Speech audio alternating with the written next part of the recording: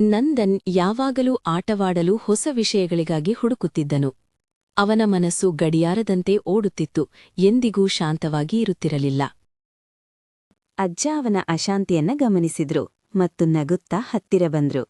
ಏನಾಯ್ತು ನನ್ನ ಮಗ, ಇಂದು ತುಂಬಾ ಗಂಭೀರವಾಗಿ ಕಾಣುತ್ತಿದ್ದೀಯಾ ಎಂದು ಅಜ್ಜ ಕೇಳಿದ್ರು. ನಂದನ್, ಅಜ್ಜ, ನನಗೆ ನಿಲ್ಲಲು ಸಾಧ್ಯವಿಲ್ಲ, ಶಾಂತಿಯಿಂದ ಇರಲು ಕಲಿಯುವುದು ಹೇಗೆ ಎಂದ.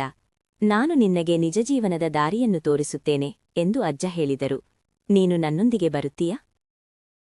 ಯಾವ ದಾರಿ ಎಂದು ನಂದನ್ ಕೇಳಿದನು. ಇದು ನಮ್ಮ ಹಳೆಯ ಆಲದ ಮರಕ್ಕೆ ಹೋಗುವ ದಾರಿ ಎಂದ ಅಜ್ಜ. ಅವರು ಹಳ್ಳಿಯ ಗದ್ದೆಗಳ ಮೂಲಕ ನಡೆದು ಹೋದರು. ಗಾಳಿಯು ತಂಪಾಗಿತ್ತು ಮತ್ತು ತಾಜಾವಾಗಿತ್ತು. ದೂರದಲ್ಲಿ ಒಂದು ಭವ್ಯವಾದ ಹಳೆಯ ಮರವನ್ನು ನಂದನ್ ನೋಡಿದನು. ಅದರ ನೆರಳು ತುಂಬ ದೊಡ್ಡದಾಗಿತ್ತು. ಅದು ಜೀವನ ವೃಕ್ಷ ಎಂದು ಅಜ್ಜ ಪಿಸುಗುಟ್ಟಿದರು. ಅಲ್ಲಿ ನಾವು ನಮ್ಮ ಪಾಠ ಕಲಿಯುತ್ತೇವೆ. ಅವರು ಮರದ ತಳದಲ್ಲಿ ಬೇರುಗಳ ನಡುವೆ ಕುಳಿತುಕೊಂಡರು. ಅದು ತಂಪಾಗಿತ್ತು ಮತ್ತು ಶಾಂತವಾಗಿತ್ತು. ಮರದ ಶಕ್ತಿ ಅದರ ಬೇರುಗಳಿಂದ ಬರುತ್ತದೆ ಎಂದು ಅಜ್ಜ ಹೇಳಿದರು. ಅದುವೇ ಅದರ ಅಡಿಪಾಯ. ನಮ್ಮ ಜೀವನದಲ್ಲಿ ಈ ಬೇರುಗಳು ಯಾವುವು ಎಂದು ನಂದನ್ ಕುತೂಹಲದಿಂದ ಕೇಳಿದನು. ಅವು ನಮ್ಮ ಮೌಲ್ಯಗಳು ಎಂದು ಅಜ್ಜ ಉತ್ತರಿಸಿದರು. ಸತ್ಯ, ದಯೆ ಮತ್ತು ಗೌರವ. ಬಲವಾದ ಬೇರುಗಳು ಮಾತ್ರ ದೊಡ್ಡ ಬಿರುಗಾಳಿಯನ್ನು ತಡೆಕೊಳ್ತವೆ ಎಂದು ಅಜ್ಜ ನಂದನ್ಗೆ ಹೇಳಿದ್ರು. ನಂತರ ಅವರು ಮೇಲೆ ಆಕಾಶದ ಕಡೆಗೆ ಹರಡಿಕೊಂಡಿರುವ ಕೊಂಬೆಗಳನ್ನು ನೋಡಿದ್ರು. ಶಾಖೆಗಳು ಬೇರೆಯವರಿಗೆ ಏನು ನೀಡುತ್ತವೆ ಎಂದು ಅಜ್ಜ ಕೇಳಿದರು. ಅವು ನೆರಳು ಮತ್ತು ಹಣ್ಣುಗಳನ್ನು ನೀಡುತ್ತವೆ. ಅಜ್ಜ ಕೇಳಿದರು.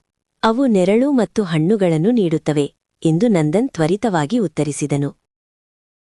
ನಿಜ, ನಮ್ಮ ಜೀವನದಲ್ಲಿ ಶಾಖೆಗಳು ದಯೆ ಮತ್ತು ಹಂಚಿಕೆಯ ಕ್ರಿಯೆಗಳಾಗಿವೆ ಎಂದು ಅಜ್ಜ ಹೇಳಿದರು. ನಾವು ಇತರರಿಗೆ ಹೆಚ್ಚು ನೀಡಿದಷ್ಟು ನಮ್ಮ ಮರವು ಹೆಚ್ಚು ಬೆಳೆಯುತ್ತದೆ ಎಂದು ಅಜ್ಜ ವಿವರಿಸಿದರು. ನಂತರ ನಂದನ್ ಗಾಳಿಯಲ್ಲಿ ನರ್ತಿಸುತ್ತಿರುವ ಸಾವಿರಾರು ಎಲೆಗಳನ್ನು ಗಮನಿಸಿದನು. ಎಲೆಗಳು ಏನು ಮಾಡುತ್ತವೆ ಎಂದು ನಂದನ್ ಕೇಳಿದನು. ಅವು ಸೂರ್ಯನಿಂದ ಶಕ್ತಿಯನ್ನು ಹೀರಿಕೊಳ್ಳುತ್ತವೆ ಎಂದ ಅಜ್ಜ. ನಮ್ಮ ಜೀವನದಲ್ಲಿ ಎಲೆಗಳು ನಿರಂತರವಾದ ಕಲಿಕೆ ಮತ್ತು ಪ್ರಯತ್ನವನ್ನು ಪ್ರತಿನಿಧಿಸುತ್ತವೆ ಎಂದು ಅಜ್ಜ ಹೇಳಿದರು. ಪ್ರತಿದಿನ ಹೊಸ ಎಲೆಯನ್ನು ಬೆಳೆಸಲು ಪ್ರಯತ್ನಿಸಿ ಅಥವಾ ಹೊಸ ವಿಷಯವನ್ನು ಕಲಿಯಿರಿ ಎಂದು ಅಜ್ಜ ಹೇಳಿದರು. ನಂದನ್ ಆಲದ ಮರದ ಬುಡವನ್ನು ಮುಟ್ಟಿದನು. ಈ ಮರವು ನನಗೆ ಶಾಂತಿಯನ್ನು ನೀಡಿದೆ ಎಂದು ಅವನು ಪಿಸುಗುಟ್ಟಿದನು. ನಿಮ್ಮ ದಾರಿ ಎಂದರೆ ನಿಮ್ಮ ಮರವನ್ನು ಬೆಳೆಸುವುದು ಎಂದು ಅಜ್ಜ ನಂದನ್ಗೆ ತಿಳಿಸಿದರು. ಬಲವಾದ ಬೇರುಗಳು, ದಯೆಯ ಕೊಂಬೆಗಳು ಮತ್ತು ಕಲಿಯುವ ಎಲೆಗಳು. ಸೂರ್ಯನು ಕೆಳಕ್ಕೆ ಇಳಿಯುತ್ತಿದ್ದನು ಮತ್ತು ಅವರು ಮನೆಯ ಕಡೆಗೆ ಹಿಂತಿರುಗಲು ಪ್ರಾರಂಭಿಸಿದರು.